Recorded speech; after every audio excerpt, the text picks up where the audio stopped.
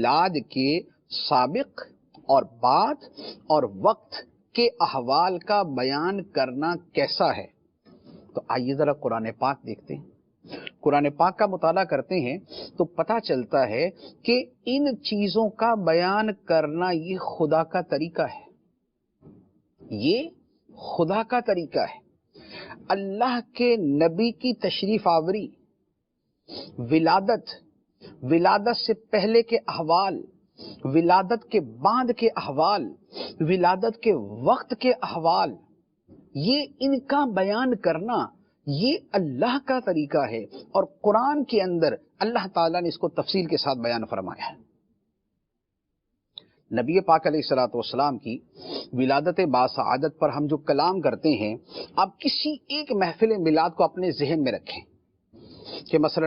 میلاد کا بیان شروع ہوا، اور بیان کے شروع کے اندر بات یہ شروع ہوئی کہ نبی پاک صلی اللہ علیہ وآلہ وسلم کی تشریف آوری سے پہلے اہل عرب گمراہی میں پڑے ہوئے تھے، بتوں کی پوجا کرتے تھے، قتل و غارت گری ان کے اندر عام تھی، چھوٹی چھوٹی باتوں پر قبیلوں میں لڑائی ہوتی تھی، اور یہ لڑائی برسوں جاری رہتی تھی، اپنے سرداری کا نظام تھا، اور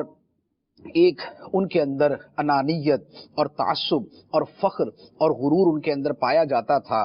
حالات عجیب و غریب قسم کے تھے۔ پھر ان حالات میں اللہ تعالیٰ کے پیارے حبیب صلی اللہ علیہ وآلہ وسلم تشریف لائے۔ آپ کے والد ماجد کا نکاح کیسے ہوا؟ آپ جب اپنے والد گرامی کی پشت اطہر سے شکم مادر میں تشریف لائے تو اس وقت کے واقعات کیا ہوئے؟ جب آپ کی ولادت باسعادت ہوئی اس وقت کن انوار کا ظہور ہوا اور کن بشارتوں کا ظہور ہوا، کیا کیا واقعات پیش آئے؟ پھر سرکار دو عالم صلی اللہ علیہ وآلہ وسلم کی پیدائش کے بعد جو بچوں کو پالنے والی خواتین تھی وہ آئیں، ان میں حضرت حلیمہ سعدیہ تھی، وہ سرکار کو اپنے ساتھ لے کر گئی، دودھ پلانے کا عمل ہوا۔ یہ وہ سارا واقعہ ہے کہ جسے میلاد شریف کی محفل میں بنیادی طور پر بطور خاص جو ولادت کی شب ہوتی ہے اس میں بیان کیا جاتا ہے۔ اب اس پورے سینیریو کو اور اس پورے واقعے کو آپ سامنے رکھ کے اب میں قرآن پاک کی آیتوں کا ڈائریکٹ ترجمہ کرتا ہوں، اور اس میں دیکھیے کہ کیا یہی میلاد، کیا یہی باتیں، کیا یہی احوال، کیا یہی زمانے کی صورت یہ اللہ تعالیٰ قرآن پاک میں بیان نہیں فرما رہا؟ میلاد عیسیٰ کے معجزات، میلاد عیسیٰ سے پہلے کے حالات، میلاد عیسیٰ سے بعد کے حالات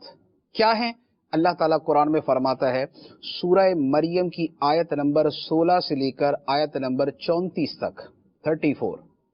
یہ سب آیتوں کا میں آپ کے سامنے ترجمہ عرض کرتا ہوں۔ اللہ تعالیٰ فرماتا ہے،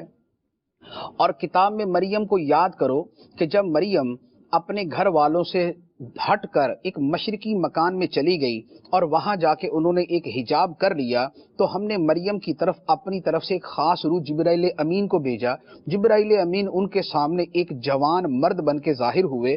حضرت مریم نے کہا کہ میں رحمان کی پناہ مانگتی ہوں تجھ سے، اگر تو اللہ سے ڈرنے والا ہے۔ جبرائیل نے جواب میں کہا کہ میں تو تیرے رب کا فرشتہ ہوں، بھیجا ہوا ہوں، میں تو اس لیے آیا ہوں تاکہ تمہیں ایک پاکیزہ بیٹا عطا کروں۔ حضرت مریم نے جواب دیا کہ مجھے بیٹا کیسے ہو سکتا، میرے ہاں اولاد کیسے ہو سکتی ہے، مجھے تو کسی مرد نے چھوا نہیں، اور میں معاذ اللہ کی بدکار عورت بھی نہیں۔ حضرت جبرائیل نے جواب دیا، ایسا ہی تیرے رب نے فرمایا ہے، اور یہ تیرے رب نے فرمایا کہ یہ مجھ پر بڑا آسان ہے، اور ہم عیسیٰ کو بغیر باپ کے اس لیے پیدا کریں گے تاکہ ہم اسے ایک نشانی بنا دے لوگوں کے لیے، اور ہماری طرف سے یہ مہربانی ہو، اور یہ وہ فیصلہ ہے جو کر دیا گیا ہے۔ حضرت مریم رضی اللہ تعالی عنہا حاملہ ہو گئی، اور حضرت عیسیٰ علیہ السلام کے حمل کے ساتھ ایک دور کے مکان میں چلی گئی۔ جب ان کی درد ذیل ہوئی تو درد ذیل ان کو لے گیا ایک کھجور کے تنے کے پاس۔ حضرت مریم اس وقت بولنے لگی، کہنے لگی، اے کاش کہ میں اس سے پہلے مر جاتی اور میں بھولی بسری چیز ہو جاتی۔ تو جبرائیل نے ان کو نیچے سے ندا کی کہ اے مریم غم نہ کر، تیرے نیچے اللہ تعالیٰ ایک ندی کو جاری کر دے گا، اور جس درخت کے پاس تو بیٹھی ہے اس کے تنے کو ہلا، تیرے اوپر تر کھجوریں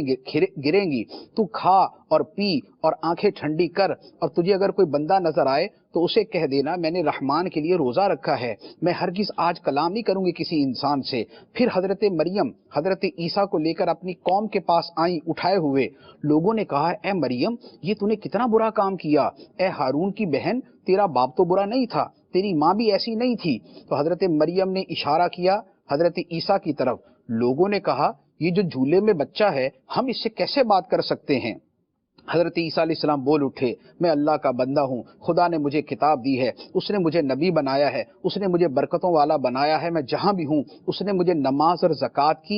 کی تاکید کی ہے جب تک میں زندہ رہوں، اور مجھے والدہ کے ساتھ اچھا سلوک کرنے والا بنایا، مجھے سخت اور بدبخت نہیں بنایا۔ سلام ہو مجھ پر جس دن میں پیدا ہوا، جس دن میں فوت ہوں گا، جس دن میں دوبارہ اٹھایا جاؤں گا۔ اب یہ سارا میلاد بیان کرنے کے بعد اللہ تعالیٰ فرماتا ہے ذالک عیسی بن مریم، یہ ہے عیسیٰ بن مریم۔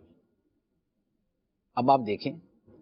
کیا ولادت کا تذکرہ اسی ترتیب اور تفصیل کے ساتھ نہیں چلتا آ رہا کہ کیا کیا ہوا؟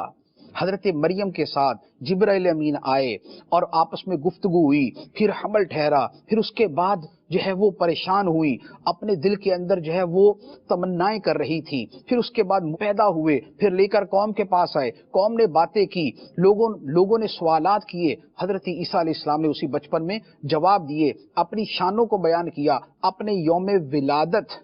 کے اعتبار سے اپنے اوپر سلام کہا، اور اللہ تعالیٰ نے فرمایا یہ ہے عیسیٰ بن مریم،